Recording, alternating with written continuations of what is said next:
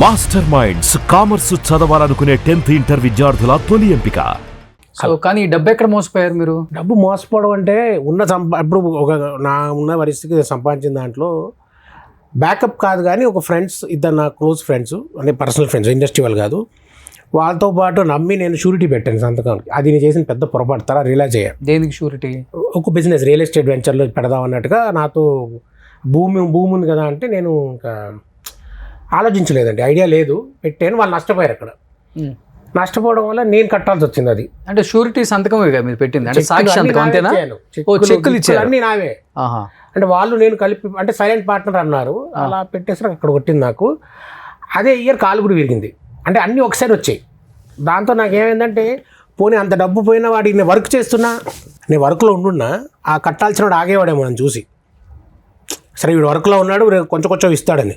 వాడు వచ్చి చూస్తే నేను బెడ్ మీద కూర్చున్నా కాలు విరిగి. ఓకే, వాడికి నమ్మకం ఉంటుంది, ఇస్తావా చేస్తావా అనేసరికి ఉన్నవని పోకేసి వాడికి ఇవ్వడం, దాదాపుగా ఇక బయట నుంచి తీసుకుని ఇవ్వడం, అలా సెటిల్ చేసుకోవాల్సి వచ్చింది. ఎన్ని కోట్లు? కోట్లు కాదండి, లక్షలు, 45-50 లక్షలు. 45-50 లక్షలు అని పెద్ద విషయం కదా మీకు? నాకు పెద్ద విషయం, నాకు చాలా పెద్ద విషయం. అయిపోయింది, దాదాపు క్లియర్ చేసుకున్నాను. ఇంకొన్ని అంటే దానికోసం చేసినవి బయట, అంటే వాడికి ఇవ్వడం కోసం బయట తీసుకున్నాను, ఫ్రెండ్స్ దగ్గర అవ్వచ్చు, రిలేటివ్స్ దగ్గర అవ్వచ్చు. కొంచెం కొంచెంగా క్లియర్ చేసుకుంటా. ఆయన ఏమన్నా మిమ్మల్ని బెదిరించడం, డబ్బులు ఇవ్వకపోతే? చాలా ఇప్పుడు కేసు కదా, ఇప్పుడు చెక్ బౌన్స్ చేసి కేసు వేస్తే మళ్ళీ అది గొడవ, డబ్బులు ఇవ్వాలి కదా మనం. ఎండ్ ఆఫ్ ది డే ఇప్పుడు మా వాళ్ళిద్దరు చేతులు ఎత్తేసారు అయిపోయిందని, మేము చేయలేమని. మరి నేను నన్నే అడుగుతాడు వాడు. ఓకే, అన్ఫార్చునేట్ అందులో ఒక ఫ్రెండ్ ఈ పాస్ట్ అవే 2017లో ఈ ప్రెషర్కే చనిపోయాడు. దాంతో ఇంకెవరిని అడుగుతాడు? నన్నే అడగాలి. నేను కదా బాధ్యతగా నేను ఇస్తాను రా బాబు అని చెప్పింది మా ముందు ధైర్యంగా. సో అయిపోయింది అది, అంటే ఆ ఎపిసోడ్ క్లోజ్ అయిపోయింది. నేను ఇప్పుడు ఏంటంటే నేను దానికోసం కానీ దాని తర్వాత తీసుకున్నవన్నీ క్లియర్ చేయడం పడుతున్నా నెమ్మదిగా. అక్కడ కొన్ని దాదాపు క్లియర్ చేసేయండి దేవుడి దయ వల్ల. దాదాపుగా వర్క్ చేస్తాను, మనకి వేరేది ఏం లేదండి, వేరే ఏమంటారు ఇంకా వేరే సోర్స్ ఆఫ్ ఇన్కమ్ ఏం లేదు. సో దాదాపుగా క్లియర్ చేశాను టు అన్ ఎక్స్టెంట్. ఇంకొన్ని ఉన్నాయి ప్రాబ్లం, వాళ్ళు వెయిట్ చేస్తున్నారు. దేవుడి దయ వల్ల they have given me time. అర్థం చేసుకున్నారు కొంతమంది, సర్లే వీడు ఎక్కడ పోటీ ఇస్తాడు అని ఏదో గుర్తొచ్చినప్పుడు ఫోన్ చేస్తుంటారు. అండి మీరు ఇవాళ డబ్బులు గుర్తుందా మాకు అని. సార్ గుర్తుంది సార్, లెక్క కడుతున్నాను, ఇస్తాను సార్, మొత్తం క్లియర్ చేస్తాను. దేవుడి వల్ల ఇయర్ ఎండ్కైనా కొంచెం వర్క్ మళ్ళీ బాగా స్పీడప్ అవుతే ఇంకొన్ని క్లియర్ చేసుకోవచ్చు. కానీ ఆ ప్రెషర్ ఉంటుంది చూసారు, అడగద్దు అసలు. వాడు ఫోన్ చేస్తే వచ్చే ప్రెషరు ఒకప్పుడు విండవే పలానా వాడికి టెన్షన్. ఇప్పుడు నేను పడుతున్నా 10 ఏళ్ళ నుంచి, వర్ణాతీతం. అది తెలుసా మీ బాధలు ఇండస్ట్రీలో ఉన్న పెద్దలకి, డైరెక్టర్స్కి? పెద్దలకి తెలియకపోవచ్చు, ఇప్పుడు మీ దాకా తెలుస్తుందేమో. కానీ నేను తొందరగా ఎవరికి అలా చెప్పుకోలే. ఏదో ప్రాబ్లమ్స్లో ఉన్నంటే ఆ టెన్షన్ ఎప్పుడు షూటింగ్లో వర్క్ చేసినప్పుడు బయటపడలేదండి. ఫోన్ వస్తూ ఉంటుంది, సైలెంట్లో ఉంటుంది, ఫోన్ రింగ్ అవుతూ ఉంటుంది. షార్ట్ గ్యాప్లో అక్కడ మాట్లాడాలి ఉంటుంది, పక్కకు వచ్చి ఫోన్లో మాట్లాడేసి మళ్ళీ వెళ్ళిపోతాను. చెప్పడం వల్ల ఏమవుతుంది సార్ అంటే నా కాన్సెప్ట్ అంటే ఇప్పుడు కూర్చోబెట్టి బాధ చెప్పడం వల్ల అయితే వాడికి నమ్మి చిరాకైనా వస్తుంది, అసేమైనా వస్తుంది, జాలి వస్తుంది, అయ్యో అని. నాకు ప్రయోజనం ఏముంది? ఏమో వీడు నన్ను అడుగుతాడేమో నెక్స్ట్ సినిమా, నాకు అవకాశం ఇవ్వకపోతే. ఇప్పుడు పర్సనల్గా మాట్లాడడం వల్ల నేను వెళ్ళి ఏమంటే కొంచెం నాకు ఇంత హెల్ప్ చేయండి, నేను ఇస్తాను వాడికి ఇవ్వాలంటే ఎవరి భయం వాళ్ళకి ఉంటుంది కదా. అంతే కదా. అందుకని నేను పర్టికులర్గా అయితే కూర్చుని ఎవరికి చెప్పింది లేదండి. అలాంటి అవకాశం కూడా నేను తీసుకోలేదు ఎవరి దగ్గర. ఓకే, సో మీ లైఫ్ ఏంటో, మీరేంటో అంతే. ఏంటి అసలుకి మీ కుటుంబ నేపథ్యం ఏంటి అసలుకి? మీరు ఏం చదువుకున్నారు? నేను గ్రాడ్యుయేషన్ చేశాను సార్, బీకామ్ ఆనర్స్ హైదరాబాద్లో. స్కూలింగ్ ఇక్కడే, DAV public school, central syllabus school అంతా, ఇంటర్మీడియట్ అంతా ఇక్కడే, పుట్టింది ఇక్కడే. మా ఫాదర్ బ్యాంక్ ఎంప్లాయీ, ఇండియన్ బ్యాంక్లో వర్క్ చేసేవారు.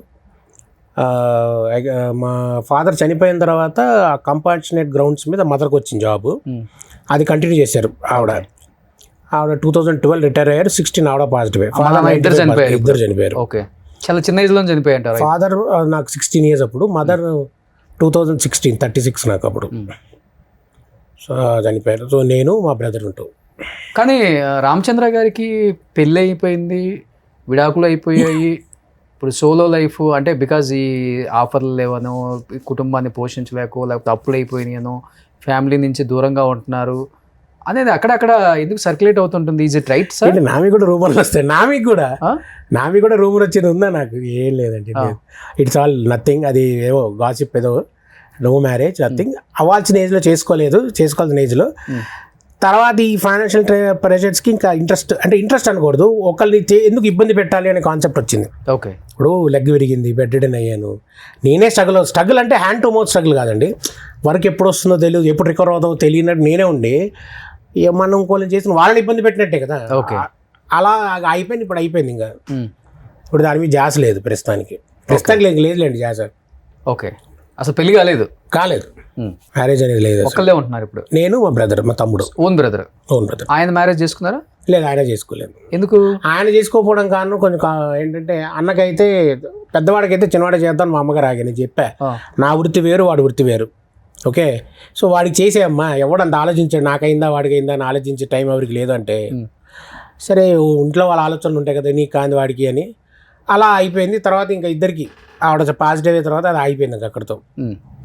సరే ఇప్పుడు వాడు కూడా ఇప్పుడు అంటే మేబీ నాకు 2 years చిన్న, మరి వాడి ఇంట్రెస్ట్ ఏంటో తెలియదు, వాడేం మాట్లాడు దాని గురించి అసలు. ఇప్పుడు ఏదో వీఆర్ గెట్టింగ్ ఆన్ అంతే. మీరు కూడా అడగలేదు ఆ తమ్ముడిని ఎప్పుడు? అడగలేదంటే నేను చూసి చేయలేను కదా సార్. ఇప్పుడు నేనున్న పొజిషన్లో ఇప్పుడు వాడికి ఇప్పుడు నేను చేసుకుంటాను రా అన్నాడు అనుకోండి, వాడు నేనేం చేస్తాను, వదిలేసాం మేము కూడా దాని గురించి. కానీ ఇప్పుడు మీ ఇద్దరికి ఒకరికొకరు మీరే తోడు ఇంకా? అంతే. వంట మీరే చేసుకోవటం? అంతే. Bachelors, senior bachelors. కానీ ఇద్దరు ఫ్రెండ్స్ లాగా ఉంటారా, బ్రదర్స్ లాగా ఉంటారా, లేకపోతే? ఫ్రెండ్స్ బ్రదర్స్ కంటే కొంచెం కొట్టుకుంటూ ఉంటాం, అరుచుకుంటూ ఉంటాం. ఇప్పటికీ డిఫరెన్స్ ఒపీనియన్ ఉంటుంది ఇద్దరికి. మావాడు కొంచెం రూల్స్ గట్టిగా ఫాలో అవుతాడు, అంటే వాడు ఒక పద్ధతి డిసిప్లిన్గా. మధ్య డిసిప్లిన్ కాదు కానీ నేను కొంచెం ఇలా ఉండొచ్చు ఏం కాదులే అని కొన్ని విషయాలు పక్కకు కొట్టేస్తుంటాను. అలా చిన్న చిన్న వస్తుంటాయి ఇద్దరికి. ఓకే. సో ఇప్పుడు కుటుంబ బాధ్యత అంతా తమ్ముడు అన్న ఇద్దరు అంతే. ఓకే. సో బయట ఉన్న కొన్ని ఇబ్బందులు అవన్నీ మీరు? నాది నేను, వాడిది వాడండి, అంటే పడుతుంటాం అంతే. నా ప్రెషర్ చూడలే వాడు కంగారు పడుతుంటాడు, ఎందుకంటే ఈ టెన్షన్కి వీడికి హెల్త్గా ఏమవుతుంది దేవుడి దయ వల్ల ఒక లెగ్ ప్రాబ్లంతో అలాంటి మేజర్ హెల్త్ ఇష్యూస్ అంటే ఏం లేవు.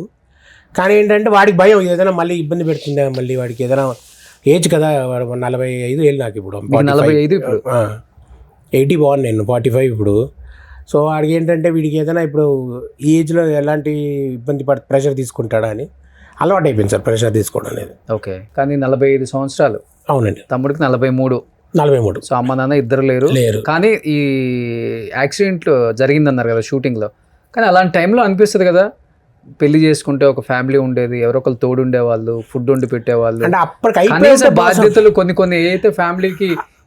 అదే కరెక్ట్. అదే అప్పటికి అయిపోయి ఉంటే వేరండి. ఆ కాలు విరిగా ఎవరు సార్ చేసుకుంటారు, కరెక్ట్గా ఉంటేనే అనిపిస్తుంటాయి ఇవన్నీ. అప్పుడు అనిపించేది, కానీ ఇప్పుడు కాలు మామూలుగా ఉన్నోడికి పెళ్ళి అవ్వట్లేదు. ఇప్పుడు బయట కాలు విరిగి అసలు వర్క్ లేని వాడిని ఎవరు సార్ చేసుకుంటారు వచ్చి? ఇప్పుడు ఎవరు మీకు ఆ టైంలో మరి హెల్ప్ చేసి ఫుడ్ పెట్టి? నేను యాక్చువల్గా తర్వాత మా కజిన్ బ్రదర్, మా పెద్దనాన్నగారు అబ్బాయి, మా అన్నయ్య గారి దగ్గరికి వెళ్ళిపోయాం. వాళ్ళు ఎల్బీ నగర్ దగ్గర ఉంటారు. కాలు విరిగినప్పుడు మేము ఉండేది ఎర్రమంజిల్ కాలనీ, అక్కడి నుంచి షిఫ్ట్ అయ్యి అటు వెళ్ళిపోయి కింద ఫ్లాట్లో అన్నయ్య వదిన వాళ్ళు ఉండేవారు, పైన నేను మా తమ్ముడు. సో అలా ఒక 2 years నేను రికవర్ అయ్యేంత వరకు అక్కడ ఉన్నాం మా అన్నయ్య వాళ్ళతో. తర్వాత మళ్ళీ మా పాత ఏరియాకి వచ్చేసాం, అంటే నేను పుట్టి పెరిగిన ఏరియా ఎర్రమంజిల్ కాలనీ, అటు వెంకటరమణ కాలనీ. అది అలవాటు అయిపోయే ఏరియా. 40 ఏళ్ళకి ఇంకెక్కడికి వెళ్ళబుద్ధి కాల. సో మళ్ళీ వెనక్కి ఇటే వచ్చేసాం ఇద్దరం. ఓకే. సొంత హౌస్ ఉందా సార్? లేదండి, ఉన్న ల్యాండ్ గిన్ కూడా అమ్మేసుకుని ఇది అప్పులకి అంతే. అన్నీ అవుట్ క్లియర్ అంటే కొన్ని క్లియర్ చేయడానికి తప్పలేదండి. అవును. ఒక అకౌంట్ సెటిల్ చేయాలన్నప్పుడు ఆలోచించి ఇది ఉంచుకుని నాకు ప్రయోజనం లేదు. వీడు రోజు ఎవ్రీ 2 days ఒకసారి ఫోన్ చేసి టార్చర్ పెడుతున్నాడు. దాని బదులు తీసేసాం అనుకోండి, వాడు నాకు ఫోన్ చేయడుగా. ఇంకా తర్వాత బతుకుంటే కొనుక్కోవచ్చు, మళ్ళీ కొనుక్కుంటే లేకపోతే లేదు. కానీ అవును, అలా ఆలోచించి అలాంటి ఇన్స్టెంట్ డెసిషన్స్ కొన్ని తీసుకోవాల్సి వచ్చింది పరిస్థితులు. తప్పదు ఇంకా. అప్పుడు కారు కూడా అమ్మేశారా? కారు కూడా అమ్మేశాను. ఇప్పుడు షూటింగ్ ఉంటే ఎలా సార్? అంటే కంపెనీ ఓపెన్గా చెప్పేస్తున్నారు వెహికల్ లేదండి, బండి పంపిస్తారు అంటే పంపిస్తున్నారు. ఓకే. బయటికి వెళ్ళాలంటే క్యాబ్ అంతే. అది ఎప్పుడైనా వాడుకుంటే మా కజిన్ సిస్టర్ ఉంటారు, వాళ్ళ కారు ఎప్పుడైనా ఊరు వెళ్ళాలంటే అది వాడుతుంటాను. Very once and rare case మాట, అది తక్కువ అంటే వాళ్ళే వాడుకుంటారు, అది వాడతాను. లేదంటే క్యాబ్ కంఫర్టబుల్. కానీ క్యాబ్ ఎక్కిన తర్వాత డ్రైవర్ గుర్తుపడతాడు, అడుగుతాడు 2 సార్లు అంటే మీరేనా అండి అని. నేనేనయ్యా అంటాను, అంతే. ఏముంది, వాడు కాసేపు ఏమో చెప్తుంటాడు, ఆ సినిమాలో అలా చేశారు ఇలా చేశారని. అది అలవాటు, మీరు కూడా ఎంజాయ్ చేస్తుంటాను. కానీ మీ ధైర్యానికి ఒప్పుకోవచ్చు రామచంద్ర గారు, నిజంగా హ్యాట్సప్ అండి మీకు. ధైర్యంగా అనిపించింది. అవును అంతే కదా మరి, ధైర్యం లేనివాడు ఏం చేస్తాడండి, సూసైడ్ చేసుకుంటాడు. అవును, ఇంత బతికాను ఎందుకు ఈ బతుకు అనుకుంటాడు కదా. అవును. కానీ మీరు ఇన్ని ఇబ్బందులు ఉన్నా కానీ మనిషి అన్న తర్వాత ఇబ్బంది వస్తుంది, ఇబ్బందితో మనం పోరాడాలి, ఇబ్బంది మనతో పోరాడకూడదు అని నిలబడ్డారు కదా. అవును, హ్యాట్సప్ సార్ మీకు. Thank you sir, thank you. Yeah. అంటే చచ్చిపోదాం అనే ధైర్యం లేదండి, ఎప్పుడు రాలే అలా ఆలోచన. టు బి వెరీ ఫ్రాంక్, ఏదో చేసేసుకున్న ధైర్యం రాలే. అంటే ఒక చిన్న హోప్ ఎక్కడో ఏంటంటే ఇది యూటర్న్ తీసుకుంటుంది లైఫ్ మళ్ళీ అని. అంతే. ఇప్పుడు ఇలా యూటర్న్ తీసుకున్నప్పుడు అటు తీసుకుంటుందని ఒక కాన్ఫిడెన్స్ ఉంది నాకు. అది ఆ కాన్ఫిడెన్స్ బహుశా నన్ను కాల్ నుంచి నిలబెట్టి మళ్ళీ తర్వాత కూడా సినిమాలు చేయించడానికి, వేషాలు ట్రై చేయడానికి జరిగింది 5 ఏళ్లలో. సార్ గ్యాప్ అంటారా, ఇప్పుడైతే కొంచెం గట్టిగానే పడుతుంది ఆబ్వియస్లీ సార్, ఎందుకంటే కొత్త వాళ్ళు అనకూడదు కానీ ఇంకా బెటర్గా ఉన్నారు, చాయిసెస్ ఉన్నాయి, ఆల్టర్నేట్ చాయిసెస్. సో ఎవరి చాయిస్ వాళ్ళకు ఉంటుంది కదా. నాకే ఇవ్వాలని ఎక్కడుంది చెప్పండి. నేను అలా చెప్పాక ఇందాక అలాగే మైండ్లో హ్యాపీ, అలా ఉంటేనే కంటెంటెడ్గా ఉంటాను. ఓకే, లేదనుకోండి ఇంకా తినేస్తూ ఉంటుంది మన తలకాయని. ఓకే. లైఫ్లో ఎప్పుడన్నా కళ్ళంబడి నీళ్ళు వచ్చిన సందర్భాలు ఉన్నాయా? బొచ్చుడు సార్, ఒకటి బాధపడింది సార్. అవునా? చాలా ఇది ఇంటి ధైర్యంగా మాట్లాడిన రామచంద్ర గారు అని ఒక భయం వేసినప్పుడు వర్క్ పాయింట్ కాదండి, వర్క్ చేస్తేనే మనకి మనీ ఇన్కమ్ వస్తేనే వాడికి ఏదైనా కట్టుకోవడానికో, వడ్డీ ఇవ్వడానికో, లేకపోతే అప్పు తీర్చడానికో ఉంటుంది. వాడికి అది అర్థం కాదు అవతల వాడికి at the end of the day he wants his money back. వాడి భయం వీడు ఉంటాడా ఉండడా అని. సో అలా ప్రెషర్లో పెట్టినప్పుడు చాలా సందర్భాల్లో ఒక్కడిని ఉన్నప్పుడు మాత్రం బాధపడిన సందర్భాలు ఉన్నాయి సార్. అంటే మా బ్రదర్ కూడా ఎప్పుడు చూసింది లేదు, ఒక్కడిని కూర్చున్నప్పుడు మాత్రం ఇంకా ఎన్ని రోజులు రా బాబు ఇది పడాలి, నేను ఇంకా ఎంతకాలం ఈ సిచ్యుయేషన్స్ ఫేస్ చేయాలి, ఎప్పటికైనా సరే లైఫ్ టర్న్ అవుతుందా అవదా అనేవి ఉన్నాయి సార్. ఒక్కడిని కూర్చున్నప్పుడు మాత్రం అనిపిస్తూ ఉంటుంది. హోప్ ఉంది, ఇంకా హోప్ ఉందండి. అదే బహుశా ఆఖరి క్షణం వరకు ఉంటుందేమో, స్టిల్ హ్యావ్ హోప్, ఏదో సమ్వే డౌన్ ద లైన్ ఎక్కడో మనకి తగులుతుంది మళ్ళీ అని. సో ఆయనకు హోప్ ఉంది. ఇండస్ట్రీ ఆయనకి మళ్ళీ ఒక మంచి లైఫ్ ఇవ్వాలని మనస్ఫూర్తిగా కోరుకుంటున్నాను. ఇప్పుడున్న డైరెక్టర్స్కి అంటే హీరోస్కి. మీరు చూసిన మన రామచంద్ర గారు ఎంత మంచి కమెడియన్, ఎంత మంచి టైమింగ్ ఉంది ఆయనకి, ఎన్ని మంచి సినిమాలు తీశారు, ఎంత బాగా నవ్విస్తారు. మన సినిమాలో 5 నిమిషాలు రోల్ పెట్టుకున్నా కానీ ఆయనకు 10 రోజులు వర్క్ దొరుకుతుంది. ఒక 2 సినిమాలు వచ్చినా కానీ నెలలో. సో ఆయన జీవనం అలా కొనసాగిపోతుంది. కానీ ఇప్పటికీ ఎక్కడ హోప్ నాకు తగ్గలేదు. లైఫ్లో మళ్ళీ ఎప్పుడో ఒక గట్టిగా దేవుడు ఇస్తాడు నాకు అన్న హోప్తోనే బతుకుతున్నాను అన్నారు. కాబట్టి ఆ హోప్ ఎవరో కాదండి, మన ఇండస్ట్రీ ఆయన మళ్ళీ నిలబెట్టాలి. సో డెఫినెట్గా వస్తుంది రామచంద్ర గారు మీకు. థ్యాంక్ యూ సార్, ఎందుకంటే ఇంత పాజిటివ్గా ఉన్నారు. మీకు కాకపోతే ఎవరికి వస్తుంది sir? Thank you very much. వస్తే హ్యాపీ. ఇప్పుడు చూస్తారు అందరూ, రవితేజ గారు చూస్తారు, అండ్ మహేష్ బాబు గారు, మీరు చేసిన హీరోస్. అవునండి, ఎంతమంది అందరితో వర్క్ చేశారు. ఆల్మోస్ట్ చేసి బాలకృష్ణ గారు, ఎన్టీఆర్ గారు, అల్లు అర్జున్ గారు, డీజేలో. అంటే నోటెడ్ క్యారెక్టర్స్ చేశానా లేదా పక్కకు పెడితే ఆల్మోస్ట్ ప్రతి స్టార్ హీరో పక్కన ఏదో ఒక క్యారెక్టర్ చేసే అవకాశం అయితే వచ్చిందండి. అంటే డైరెక్టర్స్ అవ్వచ్చు, వాళ్ళు ఏంటంటే లేదు వీడిని పెడదాం అని పెట్టిన అవకాశాలు అయితే వచ్చేసరి ఆల్ దిస్ వైల్. సో దానికి I'm very happy and gratitude all the directors and writers అందరు హీరోలకి.